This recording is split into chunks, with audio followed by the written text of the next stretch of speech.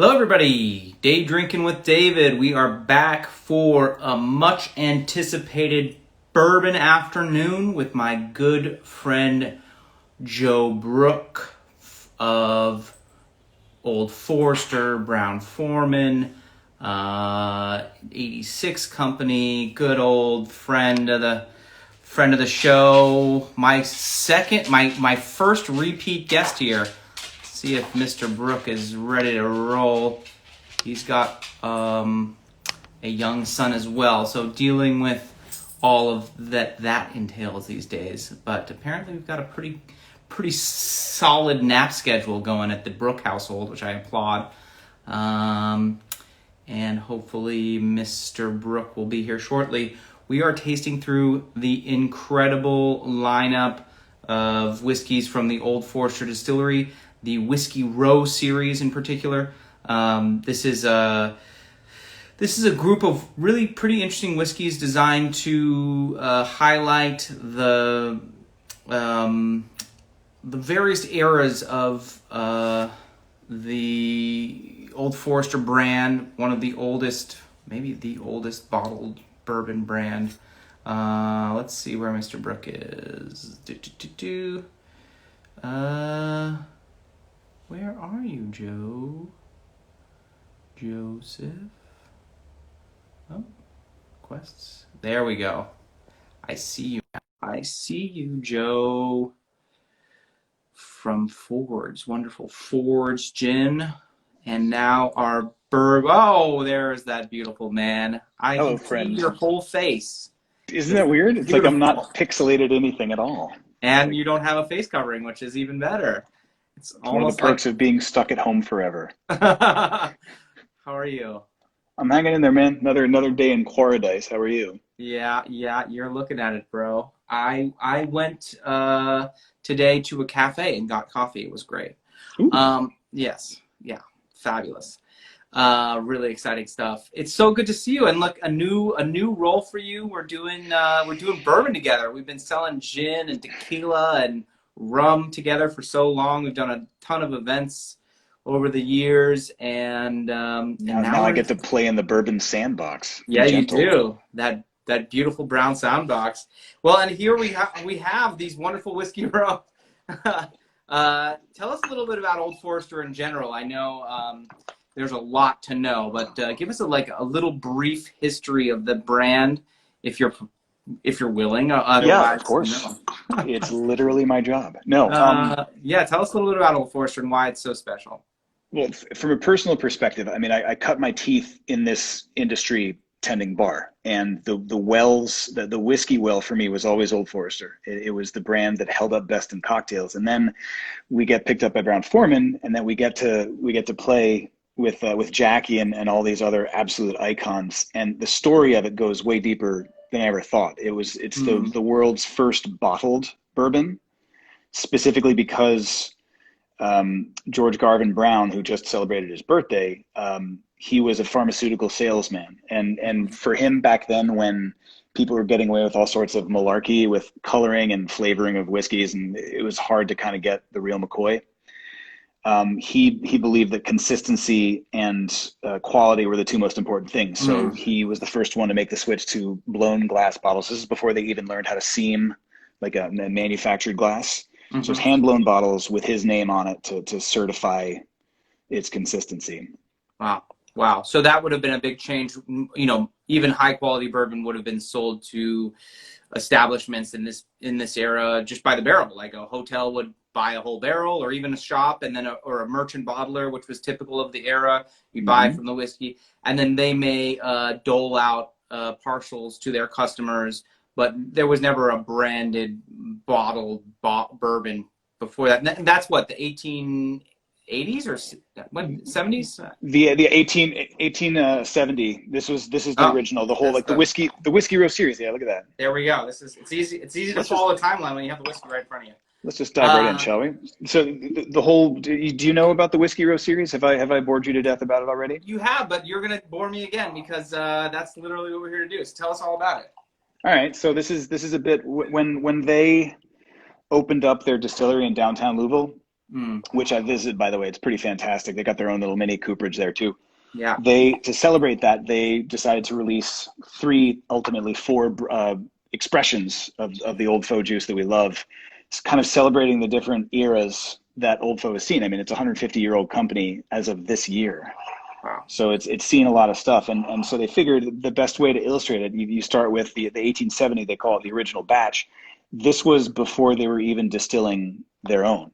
And this was when George Garvin Brown, he would source out barrels initially from three warehouses: Atherton, Mattingly, and Melwood. They were distillery / warehouses, and he bought 7 barrels of each and would blend them together for his original product. And that's essentially what this is. Wow. 21 barrels total. So very small batches. And how does it distinguish itself from the regular? It's just a special blend to kind of recreate that different flavor profile that would have maybe existed right then. It's as with most of the other Whisky Row series, it's minimal filtration. There was a little bit of carbon filtration with the regular Old Faux, the 86 and the Hundo. But with this, it was really a blend of those three styles, and it's very what it may not have in that spice, it makes up for the barrel notes and the richness of it. And it is not shy. I mean, 45%. That's no baby. It's a good way to start the conversation, really. Yeah, no kidding. And so this is, of course, produced at the, there is the beautiful sort of tiny distillery on Whisky Row in Louisville, but Old Forester is produced at another plant outside of town, which I've been lucky enough to visit. It's quite an incredible experience because it's really, they have not changed a whole lot there. It's not a modern plant for sure. And it was the old Early Times distillery that they took over in 78. Yeah, that's correct. I think that's accurate. And I believe it was built in, I don't have the notes in front of me, but built in either the 40s or 50s, or at least refurbished previously in the 40s or 50s. And what's unique about, they do some old school stuff in the distillery.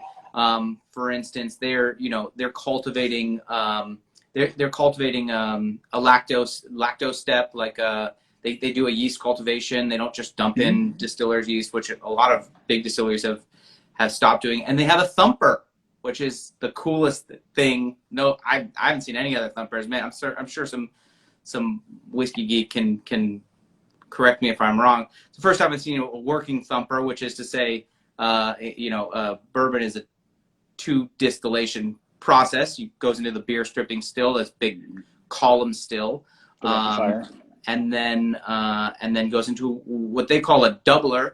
But it's essentially a pot still. Normally it would be condensed and then added to the doubler like any second distillation.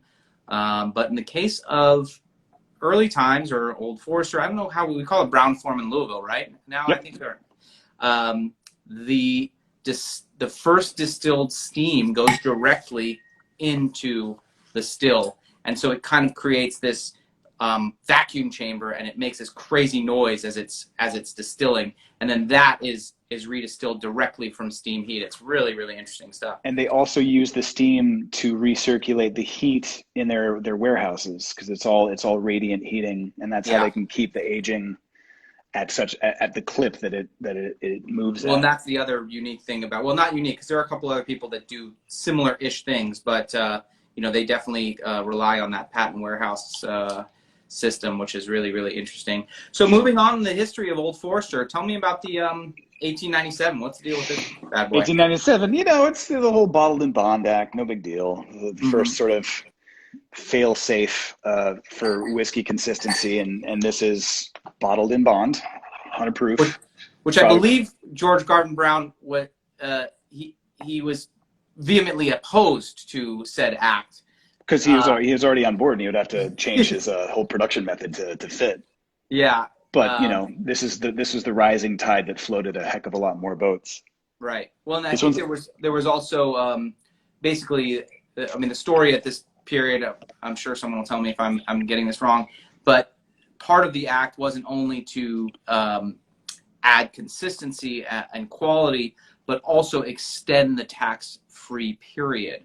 Because previously you would have to have paid the excise tax, and they extended that, I believe, to something like 20 years or something like that. So all these people who had way too much whiskey, who were basically going to go bankrupt, would, because they owed federal taxes, lobbied to have their product remain tax-free. And he was selling his stuff well and didn't have a bunch of glut whiskey and didn't want to, give up the goods. So that's I did not know that. That is fascinating. Maybe I made that up. There's a lot of you know what though? You sold it. You sold it. You're convincing, and I have no reason to disbelieve you yet. 90% confidence.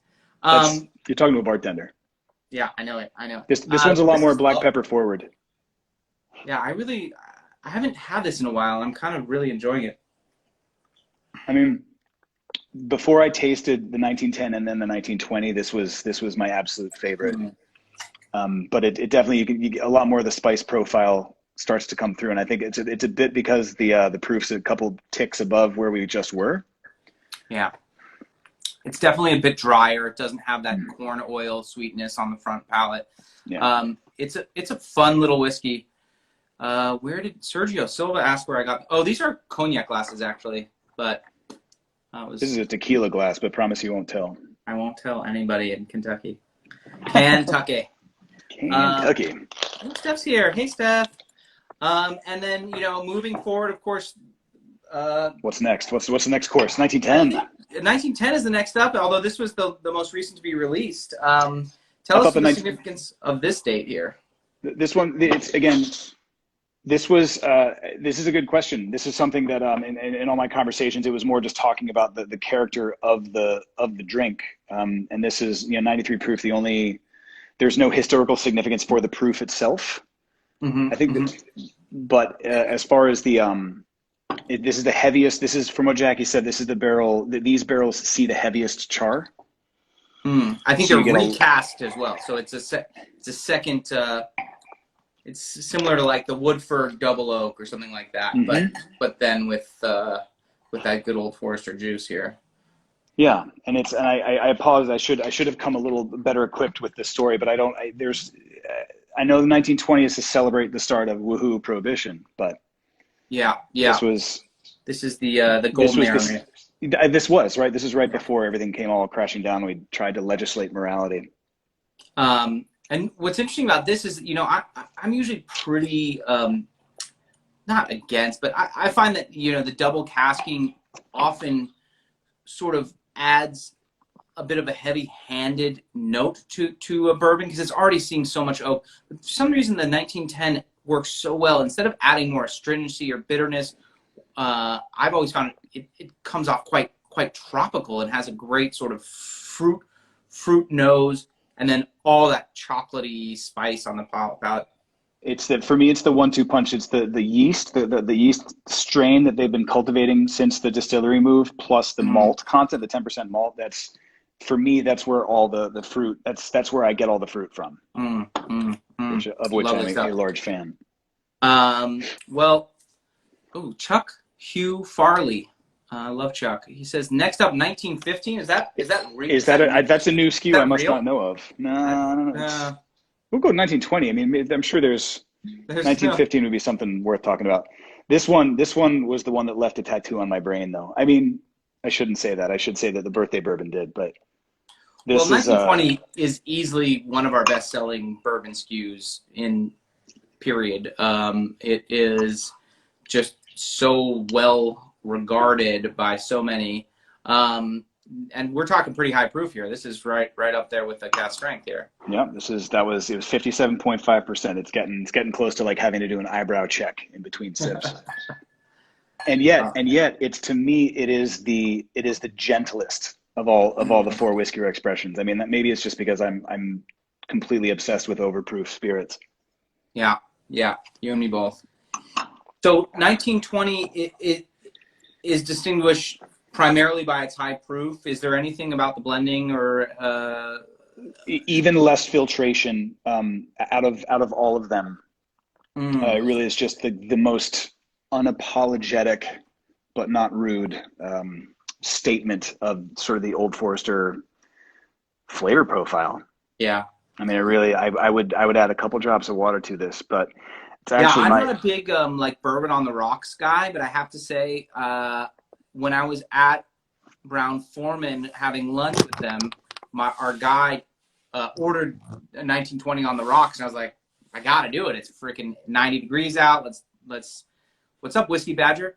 Let's yeah. do it. And something about sitting there with the 1920 on the rocks and just having a long, slow conversation about the world. It was just perfect way to drink it.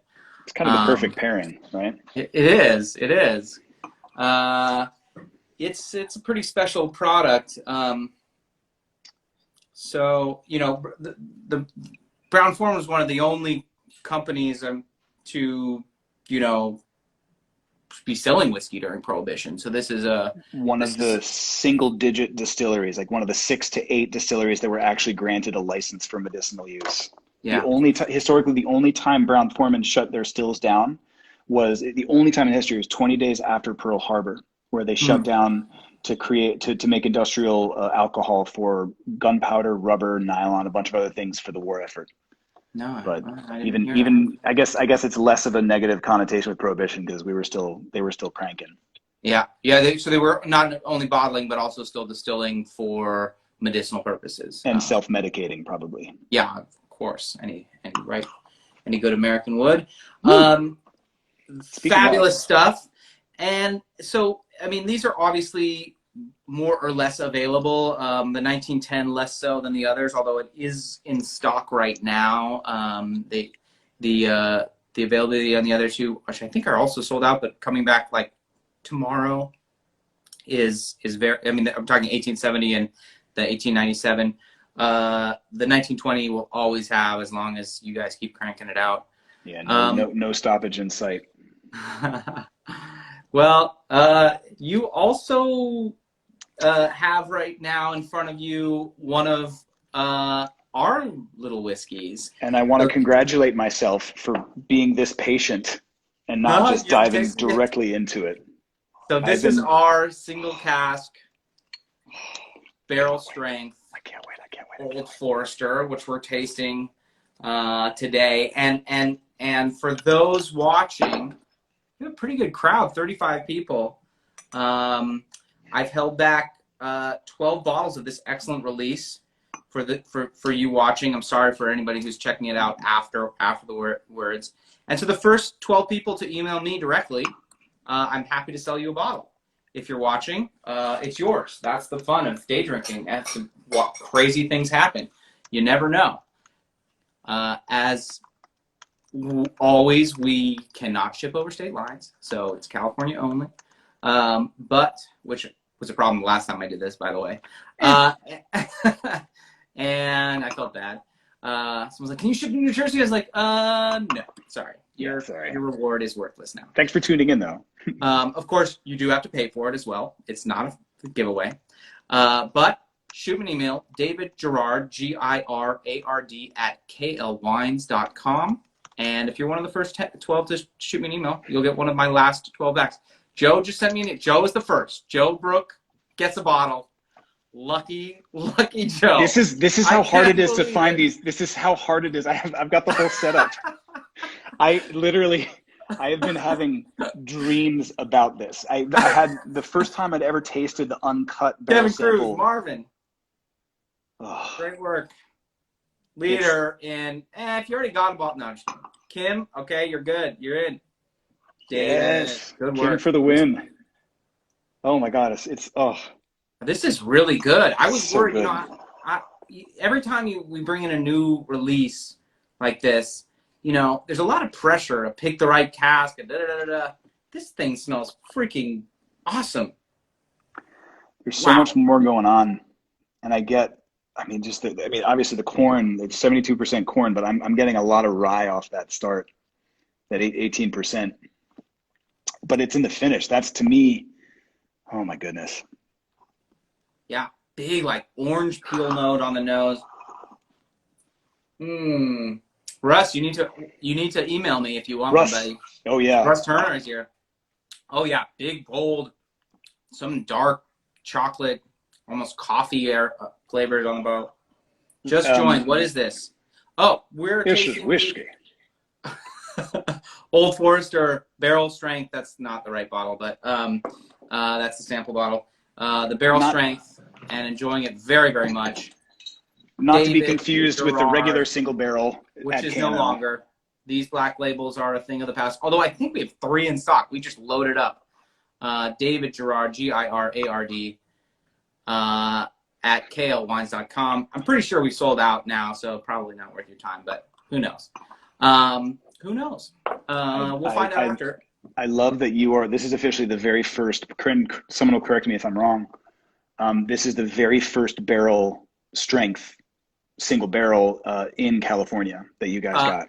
I'll correct you. High Times had one.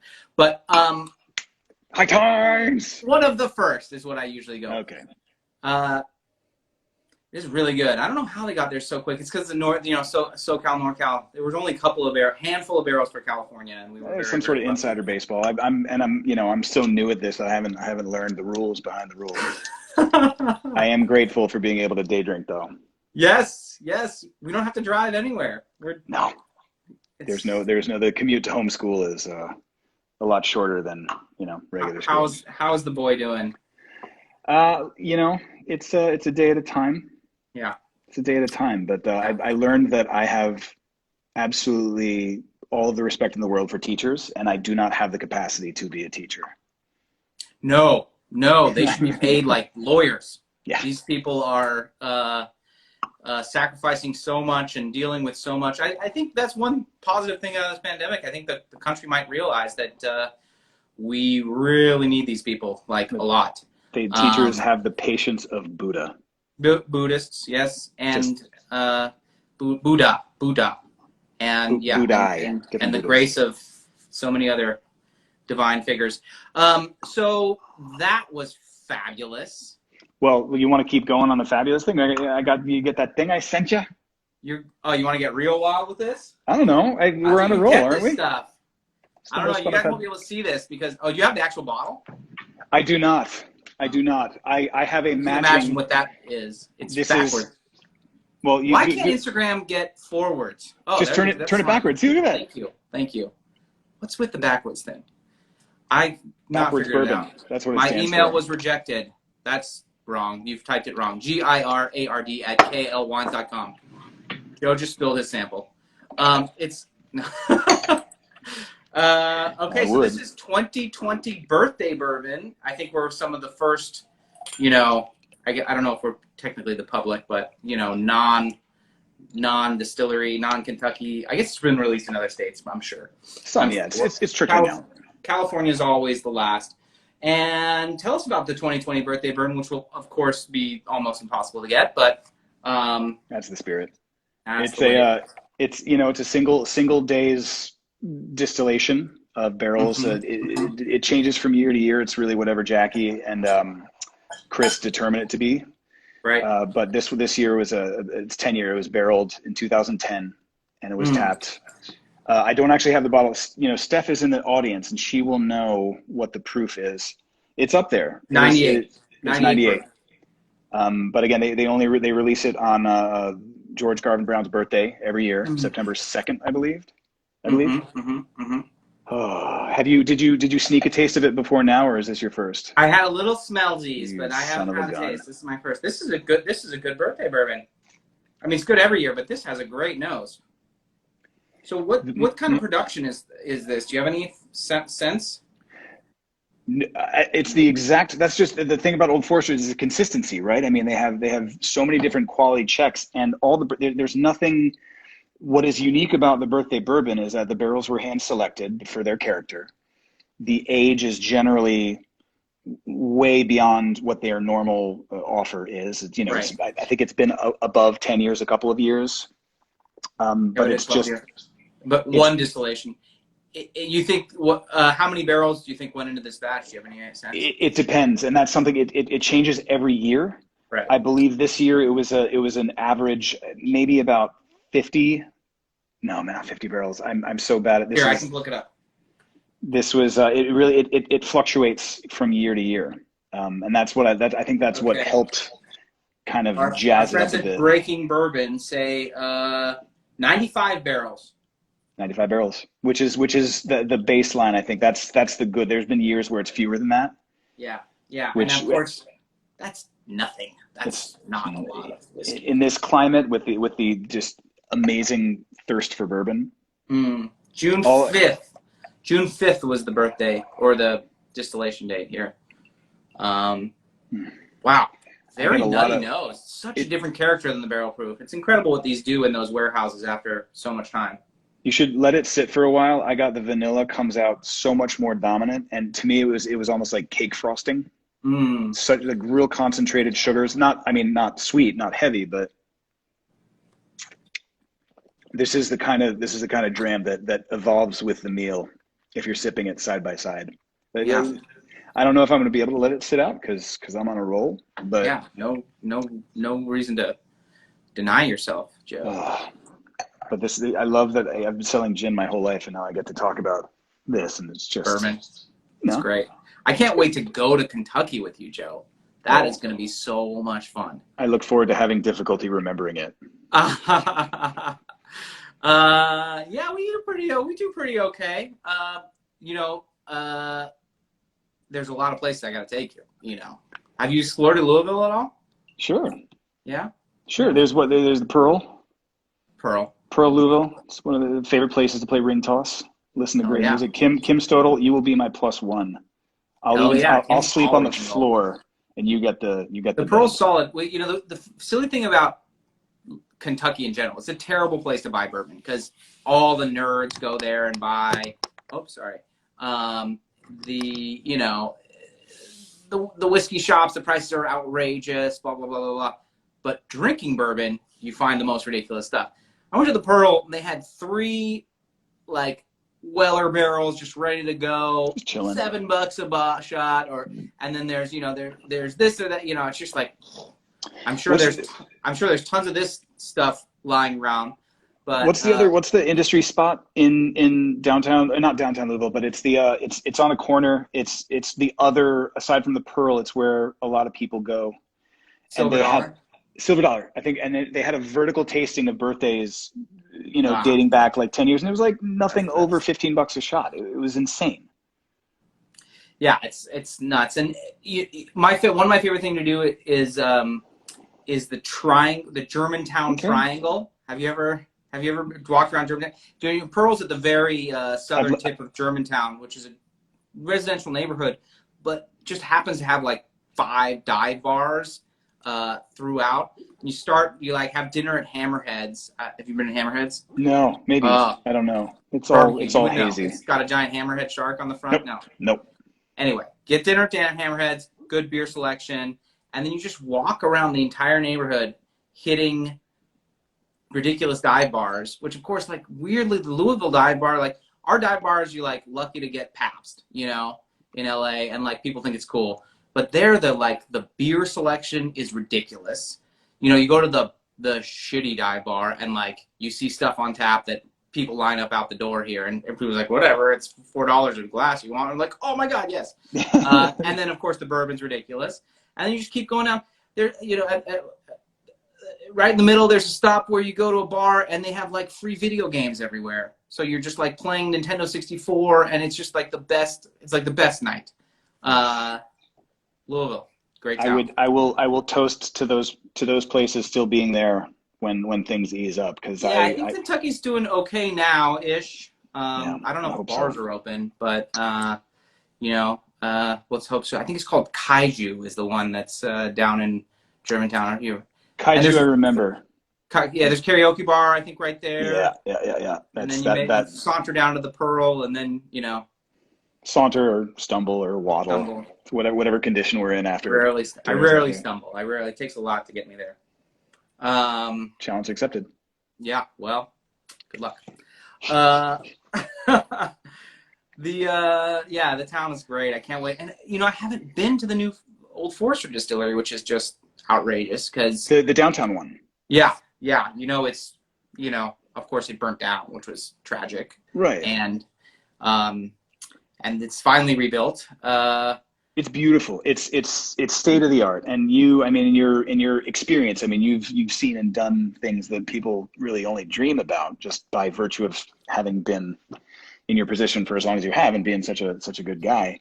It is the experience is they've got it totally streamlined, and they've got a fun little like mini cooperage where I think they crank out like 8 to 10 barrels a day or That's something. so cool. That's so But cool. talk about from the guest experience, someone who's no idea how any of this stuff works, and then to top it off with tasting through the old faux lines in a floor that was the original, that was the genesis of the whole company. Right. It's now, this Nuts. global monolith. So cool. And not just that area. I mean, there's distillery after distillery and all this cool stuff to see. The other cool thing, I don't know if the public is allowed in there, but they have it not far from town. There is the big cooperage, the real deal, the former Bluegrass, the Brown-Forman cooperage. Yeah. You have to make appointments separate, but we went there as well, and it is talk about a sight, sound, and smell experience. Yeah, and that's a proper experience. It's so cool. Yeah. All right. Well, let's pray that becomes a thing again soon. Let's hope that we can remain a thing. I think we're gonna make it. I mean, we don't really have a choice, do we? Nah, you're stuck with me. I couldn't ask for anything better. I couldn't be more disappointed. I mean, yeah. It's okay. I see what's really going on. In Bourbon Veritas. You see right through me. Well, this has been so fun, Joe. I could do this every day. You want to do this again tomorrow? We don't even have to invite the rest of these people. It's just me and you on the phone. Let's Instagram live of us eating some salads and maybe going on like a brisk walk. Let's balance it out. Honestly, I'm fine with that. Are you into that? I'll do it. I'll have a little flask of something just to, just in case the conversation. I had a little salad this afternoon, and then it wasn't enough, so I made tuna salad. And you should see how much mayonnaise I put in my tuna salad. The trick to good tuna salad: a little splash of mustard, and you got to use the good mayonnaise. But is that good mayonnaise Duke's or Kewpie, or is it both? I mixed Duke's and Kewpie, but it's the Kewpie is what I'm using. Eggy for the win. Kewpie, yeah. It's a different level. No surprise there. Kim's in for salad. I'd watch you chew leaves. Oh, well, Joe, what a pleasure, everybody. You want me to see if there's still bottles of the K&L barrel strength available? Let's see how many emails we've got here. Okay, 1, 2, 3, 4, 5, 6, 7, 8. Oh, no way. Yeah. Stopped at 8? No. We got Joe. Joe, you sent 2. I sent 2 just to make sure you didn't get, that's like the double tap. 8, 9, 10, Except 11, boozy. 12, 13, 14, 15, 16, 17, 17 bottles. You know what, guys? I actually have 18 bottles, so if there's one more spot for bourbon. Oh my goodness. I think Forever Home is the one who would because Joe's not getting 2 bottles. No, Joe doesn't deserve 2. Oh, maybe it's for Russ. Russ didn't email me. Poor guy. Hey man. Poor old Russ. Oh well. I'm happy to go halfsies with Russ. He's the dude. He is the dude. I love that guy. Yeah. You know when he sports a Jack Daniels face covering, I noticed. No kidding. Yep. Really repping for the old Brown-Forman team. Team player. Speaking of which, I need cast strength single barrels, so let them know. We'll take those. I'm more than happy to keep lobbying for the betterment of KL. As long as I get to be the guide. You're always welcome. I insist. In fact, I won't travel to Kentucky without you, Joe. Ever again. You say that. You're self-deprecating, and I love it. Joe, what a pleasure this has been. Short but sweet. To you for sharing this beautiful birthday bourbon. I'm trying to savor it, but it's disappearing so quickly. It happens, man. It's good to see your face. It's good to see your full face and not just your half face. It's been such a pleasure. I look forward to doing this again. Let's find something else to drink. Let's indeed. Right. Something that goes with salads. Yes. Usually like a nice dry Riesling. Ooh. I'm all trim bucket. Hell yeah. All right, good. Cheers, brother. Be well. Be good, man. Take care.